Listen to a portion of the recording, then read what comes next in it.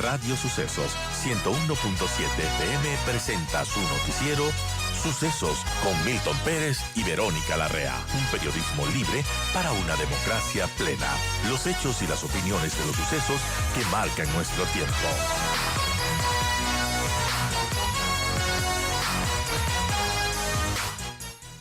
Felipe Rivadeneira, presidente de FedExport, buenos días, gracias por acompañarnos. Y digamos que se puede decir, es el día del chuchaqui, ¿no? El día que hay que empezar a levantar la cabeza y a recuperar todo lo que se perdió en este paro. Hola Milton, sí, un gusto poderles saludar a ustedes y a través de ustedes a toda tu distinguida audiencia. Sí, efectivamente, ¿no? Qué cantidad de sentimientos encontrados, ¿no? Por una parte, un alivio de que ya por fin nuestros productos, nuestros comercios, las tiendas, los restaurantes, los hoteles, los aeropuertos ya están nuevamente activos. Y nos queda este dolor de las pérdidas humanas, ¿no es cierto? Es decir, la solidaridad con las Fuerzas Armadas y con la familia de este elemento de las Fuerzas Armadas que lamentablemente falleció, y con muchos otros que fallecieron, tanto en ambulancias como también dentro de la protesta, ¿no? La verdad que hablar de una paz siempre es importante, siempre es un alivio, pero una paz muy costosa, ¿no? Muy dolorosa en todos sentidos, desde el aspecto humano y luego también del aspecto económico. Estamos hablando de que creo que superamos lamentablemente los números de octubre del 2019 y en otras consideraciones, porque no fue lo mismo la economía del 2019, en octubre de 2019 a junio de 2022, cuando en junio de 2022 tenías una pandemia de por medio que lógicamente ya destrozó mucho de las economías de los hogares, y nuevamente vernos abocados a esta irracionalidad, a esta barbarie, que realmente nos deja muy, muy preocupados. Primero, se podría decir, por lo que sucede se podría decir en las comunidades indígenas, ¿no es cierto? Esta inequidad que existe en el país, que no hemos logrado superarla. Inclusive hay casos que a veces no se llegan a entender, como el caso de Cayambe, por ejemplo, donde tienes prácticamente una capacidad de empleo casi pleno, y de igual manera la gente, las comunidades atacan sus fuentes de empleo, ¿no? Sus dirigentes, el alcalde, la vicealcaldesa, llamando a atacar a quien provee empleo, te hace pensar muchas cosas, ¿no? Tal vez el empleo no es suficiente. ¿Qué es lo que está sucediendo ahí? ¿Qué doctrina se le está dando? Esa doctrina del revanchismo, del odio, no sé, de levantar muchos resentimientos desde el pasado, que deja mucha preocupación, deja un tejido social realmente resquebrajado. Y esto es algo que creo que tenemos que trabajar urgentemente. Tenemos que buscar encontrarnos como ecuatorianos y no dejarnos caer en esta frustración de expectativas, ¿no? Porque yo no sé, esto me estoy metiendo en campos que no conozco, pero de lo que he podido escuchar de los expertos, de antropólogos y demás, esta expectativa de las redes sociales de siempre ver lo que los otros tienen también te genera más frustración. Y esto es algo que el mundo ha hecho, que el mundo ha cambiado y que el Ecuador no es ajeno a ello. Y claro, hay políticos o hay agendas políticas ocultas de dirigentes que son intransigentes, irresponsables, que no les importa poner a un país en caos y que sacan provecho de esto, ¿no? Y esto creo que es lo que hemos vivido, un gobierno que también ha demostrado y que tiene que acercarse mucho más al territorio, eso está clarísimo. Pero la pregunta aquí va a ser, o la segunda pregunta es, uno, ¿cómo evitamos que esto vuelva a suceder? Dos, ¿quién va a pagar el costo de esto? Eso es extremadamente importante también hacerlo, porque en teoría va a ser muy difícil que las empresas, algunas sobrevivan en estos 18 días, esa es la verdad. Y te estoy hablando de las pequeñas, las medianas, a veces las grandes tienen más músculo financiero, pero la realidad de cada una de las empresas lo sabremos los siguientes días, ¿no? Claro, ahora sí, el paro, y como siempre este tipo de cosas que tienen violencia, incomprensión, saca lo peor de mucha gente, y ahora el reto es sacar lo mejor de todos, ¿no? ¿Cómo nos vamos a recuperar? Y cómo, por ejemplo, el sector al que tú representas va a aportar para que esto cambie, porque no solamente es un tema de de firmar un acuerdo, bajar la gasolina, condonar unas deudas, cumplir otros compromisos y listo, ¿no? Aquí hay que atender. Porque, claro, lo que tú dices es verdad. ¿Cómo garantizar que esto no se repita? Si con el 2019 ya creímos que tuvimos bastante, no se pudo evitar que ayer pase lo mismo. Sí, ¿no? Yo me acuerdo en entrevistas que daba después de octubre de 2019, nos juramos que como ecuatorianos que esto no podía volver a suceder, y sucedió. Claro, y toma. Entonces esto es, además es un pésimo ejemplo que estamos dejando para la sociedad, ¿no? Y para las generaciones futuras, que a través de la barbarie se pueden conseguir cosas, ¿no? Y que no a través del diálogo, de los consensos mínimos, ¿no? Yo creo que el reto que tenemos ahorita es unirnos como ecuatorianos, que no vengan o no dejar paso a esos vientos divisionistas que ya estoy escuchando, que lamentablemente ya se escucha desde algunas regiones del país, porque al final todos somos partes de un mismo ecosistema, de un mismo contrato social. Tal vez hay que analizar si ese contrato social está funcionando o no, y sobre todo empezar, creo yo, a trabajar para eliminar esas inequidades, ¿no? Yo creo que eso es fundamental, tratar de trabajar mucho en civismo, en educación, sobre todo en educación, yo te diría en acceso a las comunidades, tienen que tener acceso pleno a las fuentes de tecnología nuevas. Yo creo que eso también, esa profundización de la pobreza que se dio en la pandemia, de alguna manera hay que trabajarla muy fuertemente, pero también educando en valores democráticos, cívicos, en respeto a las garantías de los deberes constitucionales, para que justamente el pueblo no se deje engañar por el populismo, y ahora ni siquiera es un populismo a la antigua, ¿no? Sino es un populismo muy violento, y eso es algo que realmente nos tiene que llevar a la preocupación a todos los ecuatorianos, porque nadie puede salvarse de esto, ¿no es cierto? Yo creo que las empresas tienen una responsabilidad muy fuerte en ese sentido, pero también hay que ver hasta dónde les podemos pedir a las empresas, porque si tú me dices ahorita, siempre pagamos los platos rotos. Esto es así, ¿no? El sector productivo siempre está en la mitad, desde los lados políticos. Ya nos pasó en el 2019, ya nos pasó en la pandemia, siempre nos pasa cuando existe un ajuste económico para tratar de recuperar el derroche o la corrupción de las políticas públicas, del mal gasto de los recursos del Estado, y siempre es el único sector que tiene que de alguna manera poner el hombro, ¿no? Que está bien, tenemos que hacerlo, porque al final es parte de nuestra responsabilidad. Pero el tema es hasta cuándo vamos a seguir presionando a estas fuentes de trabajo que de por sí ya venían débiles, que de por sí ya venían frágiles, que de alguna manera estábamos viendo que en este año último estábamos tratando de recuperar. El sector exportador había tenido muy buenos momentos, en donde tenía gran capacidad de ir buscando nuevos alicientes del futuro. Y claro, te caen temas internacionales como la guerra Rusia-Ucrania, por ponerte un ejemplo, el sector floricultor, ¿no? Logramos pasar ese tema, y ahora 20 días sin poder vender productos y tener que botar a la basura esos productos. Bueno, ¿cómo vas a pagar los salarios? Y aquí hay que decir una realidad, salarios que van a esta misma gente que estuvo protestando, ¿no? Entonces, hay que ver, y Milton, aquí es otro tema que hay que analizarlo, ¿no? El Ecuador no es que paga salarios bajos.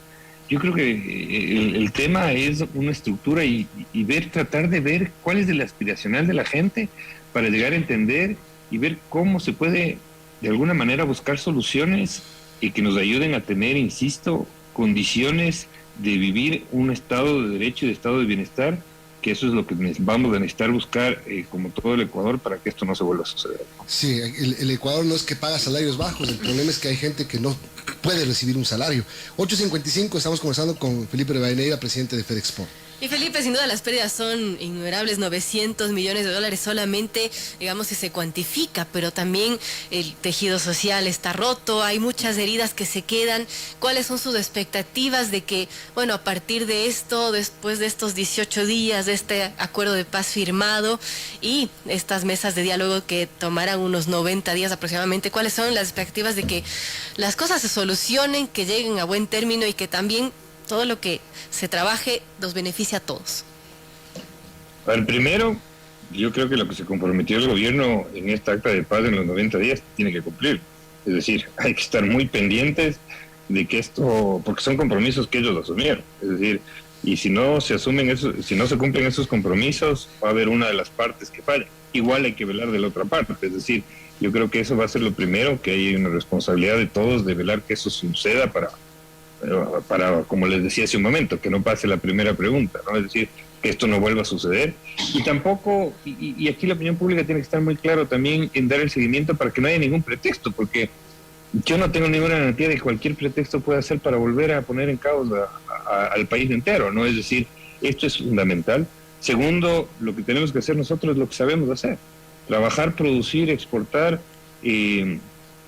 tratar de salvar lo que de alguna manera se quedó represado, aquellos productos que se quedaron represados, volver a tratar de conseguir que los clientes internacionales confíen en nosotros.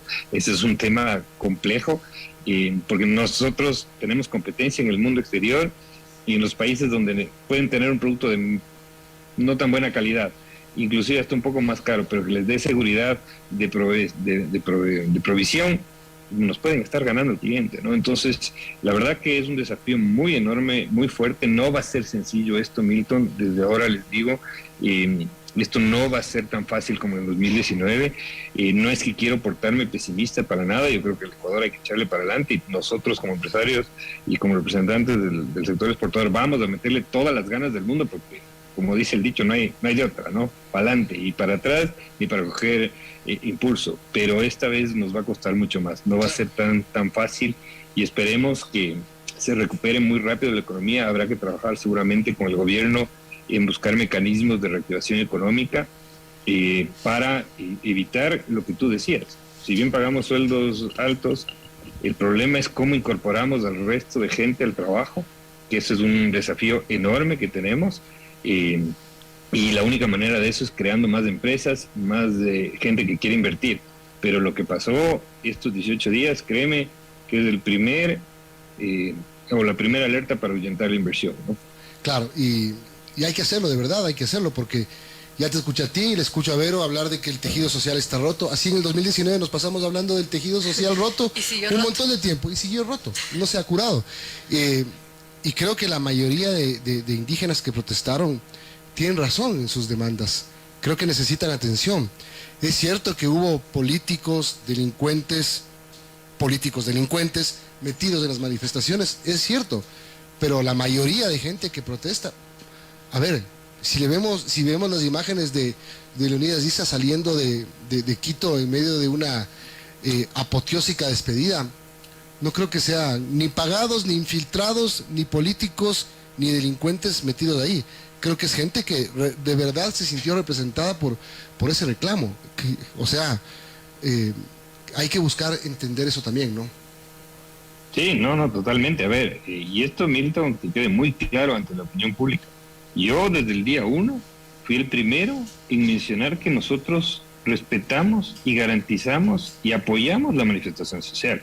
Eso creo que no queda ninguna duda. El problema es la forma, ¿no? Sí. Y aquí es otro tema que también hay que analizar. ¿Dónde está la seguridad del Estado, ¿no? ¿Dónde está el sector estratégico de vigilancia del Estado para controlar estos grupos armados, ¿no? Hemos hablado de estos grupos guevaristas, de estos grupos de los centros de defensa de la revolución. Y no solo eso, que eso es difícil, porque es complicado, porque es un tema delictivo. Pero también, ¿dónde estaba el gobierno 18 días sin poder abrir las carreteras? A ver, ¿por qué no abrieron las vías para que pasen los productos? Está claro que no tiene la capacidad.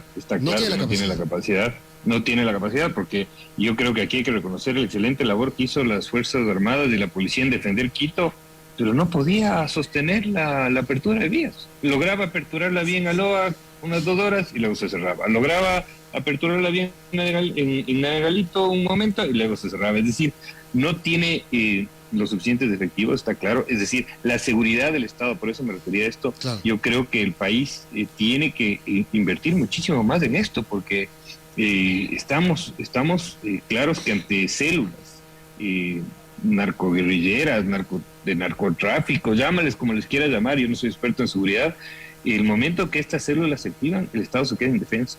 Y no podemos pretender que tengamos un Estado arrollado, porque uno de los deberes del Estado es justamente lo que tú dices, brindar seguridad, brindar las garantías de la libre circulación de bienes y personas, de brindar las garantías del respeto a la propiedad privada y del derecho al trabajo. Entonces yo creo que aquí tenemos que trabajar muy fuerte, uno, en atender ese sector rural y eliminar esas inequidades.